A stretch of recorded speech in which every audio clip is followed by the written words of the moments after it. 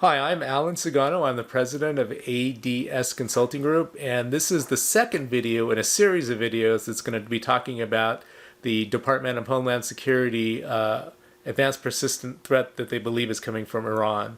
So we'll do a deeper dive into the first column, which is initial access. So without further ado, let's get into it and take a look and see how we can prevent badness from happening. Hi, I'm Alan Sagano. I'm the president of ADS Consulting Group, and we're going to do a deeper dive into initial access.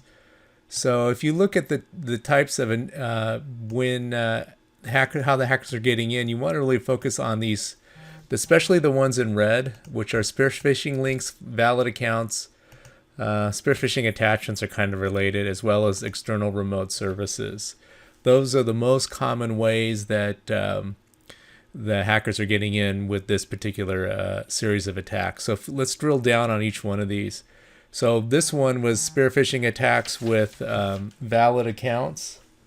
And if you highlight here, you can see that they used a valid account for initial access and privilege escalation on the APT 33. If we go to the 34 account, yet again, another account was compromised. Account has compromised credentials in order to access the systems on a victim's network.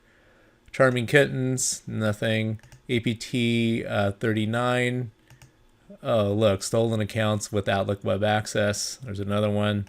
Copy Kittens, nothing there for initial attack. And that's pretty much it. So what does this tell you? Well, it tells you, number one, that spear phishing is a very, very effective way of getting into your network. And if you probably are familiar with spear phishing, but just in case you're not, spear phishing differs from a phishing attack in that spear phishing is company specific.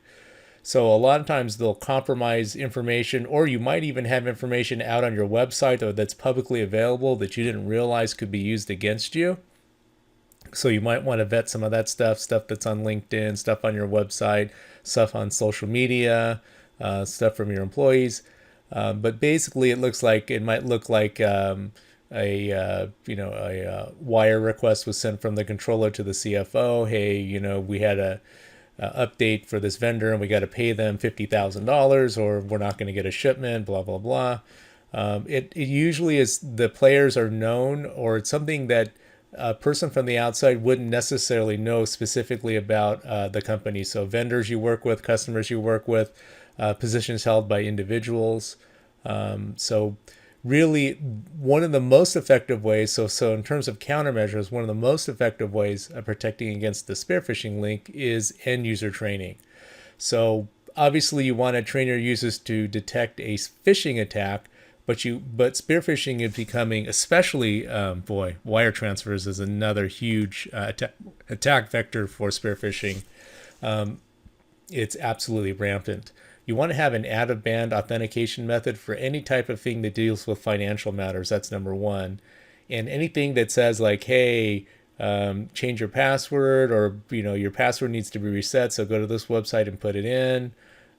All those things can be used to gain access for initial accounts.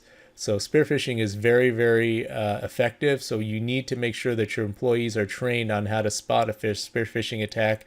You know what they say now, it's see something, say something, right?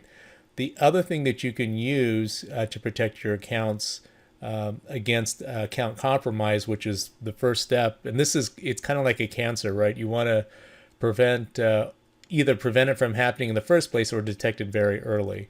But the other possible way that you can pick up on something very, very quickly is with multi-factor authentication. So you obviously want to have very long passphrases, not passwords, but passphrases, but also multi-factor authentication. So if you get a request for to log in and you didn't try to log in, you need to train your employees that that's a huge red flag. Stand up and say something immediately, because one or more of the accounts could be compromised. So to summarize on initial access, end user training to identify spear phishing attacks, have an out-of-band authentication method for any type of payment or password reset, anything that does with credentials, and multi-factor authentication are countermeasures to protect against initial access on this particular attack spreadsheet. So make sure that you have those in place. They're they can be very effective countermeasures to these types of attacks. So that's kind of a summary of how to protect against the initial access. It's probably the most important thing in this entire spreadsheet, because once they get in, it's usually just a matter of time before it's a train wreck. So if you can prevent people from getting in the first place, you'll be way, way, way ahead of the game. That kind of summarizes the first column of the spreadsheet. If you like this content, please hit that subscribe button, and we'll keep making this content. Thanks a lot for listening, and we'll talk to you soon.